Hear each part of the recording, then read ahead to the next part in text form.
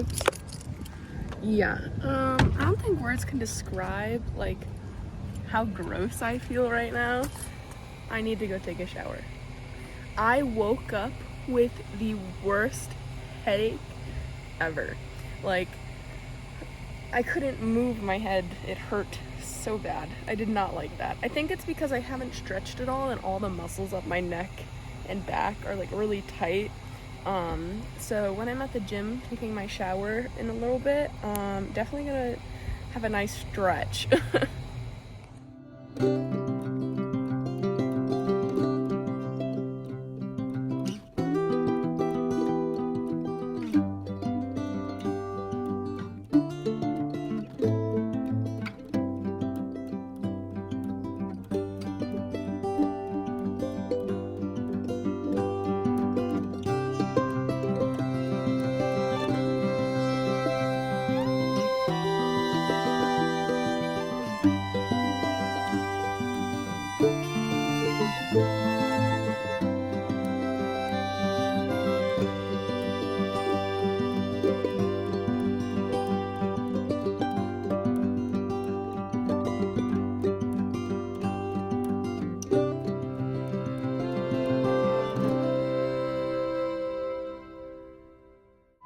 Alright, now that I'm finally all packed up, I finally get to go take a shower at Planet Fitness. I'm so excited. I feel so disgusting. I'm clean. How nice. Finally take a shower. But, yeah. Alright, so my hair is all braided and I'm showered and I'm clean. I had a nice stretch. I needed a good stretch because, like I said, I had that headache, so I was hoping that would, help relieve any of those issues. Also, my legs were really sore from like before I left for my road trip, so it's been a matter of time before I could stretch my hamstrings. Anyways, it's raining. My hand is getting wet, as you can see. But I'm gonna eat my salad. And I don't know, it's looking like the weather's gonna make up what I'm doing today. Like, is it a watch TV all day kind of vibe, or is it a maybe it'll clear up and I go see the national park after all? I don't know. I guess we'll just have to see. Stand by.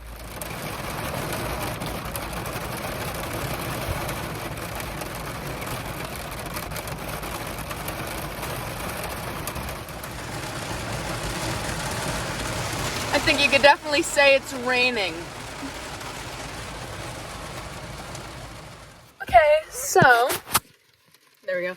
I think I found something to do on this rainy afternoon. I was looking up directions to Cracker Barrel and I happened to notice on the map like a little a marker or something, and it said that there was a coal mine here that you can like tour, and I was like, that's something you do like inside. So I was like, so I was like looking up reviews and like it seemed it, so like I guess I'll tour a coal mine in Beckley, West Virginia.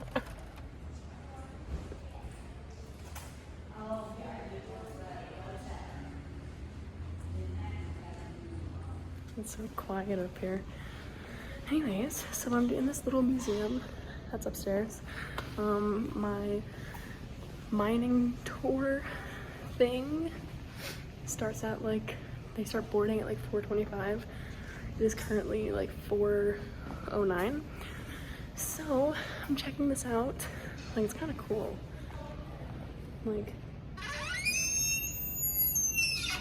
That's so heavy. That's so hard to move. That's crazy. Apparently Meme was very quick with the typewriter, so fast that it couldn't keep up with her. It would tell her to slow down or something. I don't know, I thought that was cool. Look at this old baseball uniform.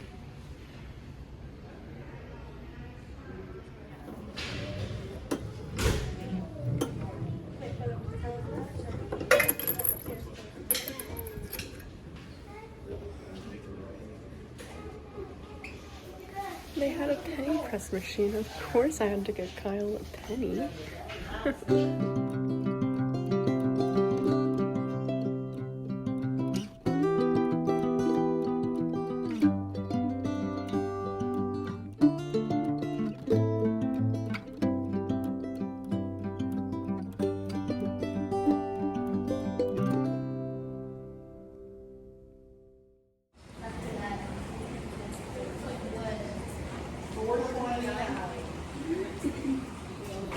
exciting. Wow. I had to ask if I could use my camera because I wasn't sure, but he said yes, so.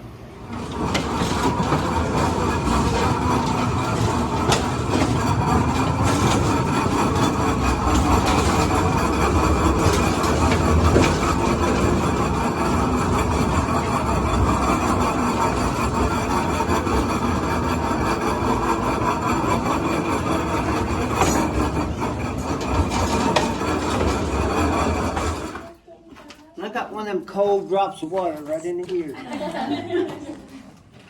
Okay, I want to tell you a little bit about this mine. This used to be known as the Phillips mine. The Phillips family owned it. And they worked this mines for 20 years, from 1890 to 1910. It went idle in 1910, and it sat until 1962, and the city of Beckley bought it. But when they bought it, this roof, this ceiling, was down here at the top of these cars. This was a low coal mine, and those Phillips family had mined this seam of coal down here on the bottom. Now that's a Sewell seam, and normally it runs anywhere from 28 to 34 inches high. And that's how high the whole mine was. After the city of Beckley bought it, they came in here and shot that rock from the top of these cars up to what you see today. They started doing mine tours here, and this is our 60th year doing mine tours. Now when the Phillips family had this mines, they had about 30 coal miners that worked here. And those men worked 12-hour shifts. In 12 hours, each one of those miners could load about 10 of these one-ton cars of coal, each. You know how much they paid you to do that? Not much. 20 cents. That's what he got. 20 cents for a ton of coal. As long as it was all clean coal. Now if you notice the car on the other side's got some rock in it. If he loaded any rock at all and sent it outside, they'd dock his pay a little bit. Because they couldn't sell the rock, they didn't have anywhere to put it. And I'll show you on our next stop what he was supposed to do with the rock. Now the way this worked, miners had these little round tags. And each one of these tags has got a number on it. So if he loaded this car of coal, you took this little tag and you hung it on the car. Well, when the donkey or the mule would pull it outside, somebody would collect those tags and they'd write it down and they'd save that tag and give it back to the miner to use again. But as this mine's started getting bigger and bigger, you spread out a little bit. This mine goes for over 8 miles. Sometimes you'd have a car of coal sitting here that hadn't got took out yet. And somebody'd slip over here and change his tag. Now whoever tag was on that when it went outside, that's who got paid for it. This got so bad that finally they had to do something to stop it. Here's what they did. They told the miner to take his tag and nail it to a piece of wood. So now when they brought him an empty car to load, he threw this piece of wood in the bottom of it. And he covered it up with his coal.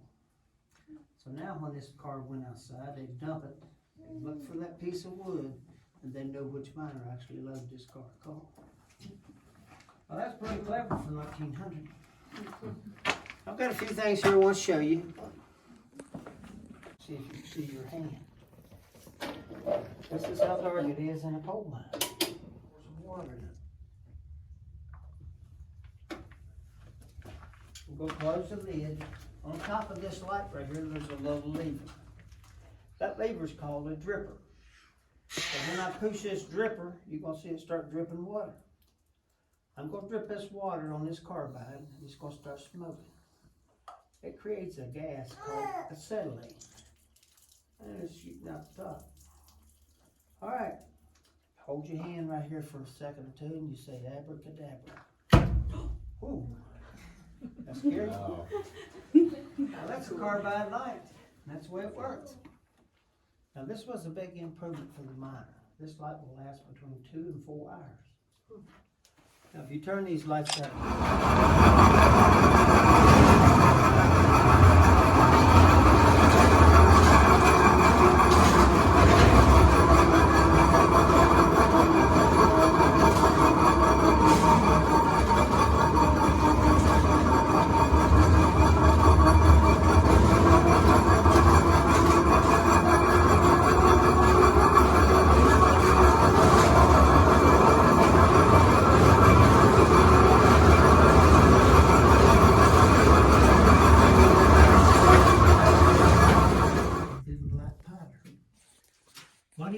with this rod, he's making a place to put his fuse. You put a fuse in each one of these holes, and now here he ties them all together. Now he's almost ready to shoot this hole, but he's got one more thing he's got to do. Before he can shoot that dynamite, he has to come out here to what we call the mouth of this place. He has to holler something as loud as he can. Fire! Fire! Fire in the hole! Did you hear that? Okay. That's a warning. Don't come through here, I'm gonna shoot my dynamite. I worked 45 years underground, and twice I saw somebody come through here. They've been off the blast and killed them.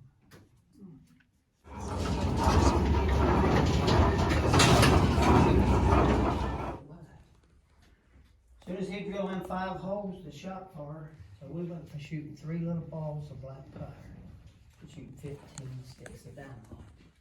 That's a pretty big blast. So if you hear somebody holler fire, fire, fire in the hole, you better not go over there.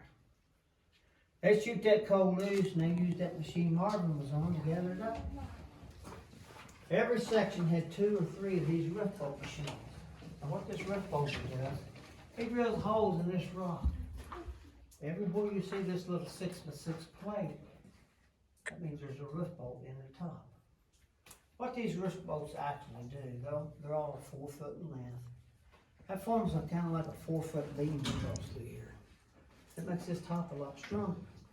And it'll hold more. And it don't fall apart. Now the way this machine works, you drill that hole with that piece of drill stick. That was so fun and educational. I feel like I learned so much in that. I obviously wasn't going to put everything in there because then this video would be like 45 minutes long and I'm sure no one wants to watch all of that, or maybe you do, but if you do, you could probably just look it up somewhere else. But I don't know, I wanted to include some parts of it because I thought it was really interesting. So just kind of fun little facts for the day. I'm at Olive Garden now because I want some zuppa Toscana. So I'm very excited. So I'm gonna go do that. The main attraction has arrived. That was delicious. I love Olive Garden. Now I'm chilling in my car outside of Olive Garden because where do I have to be? Nowhere. My home is wherever I park it. Every day, a new backyard. Anyways, I just don't feel like driving at the moment. In a bit of a food coma, you know. I'm ready to take a nap. Probably not gonna do that right here, but I just want to lay down. My back really hurts.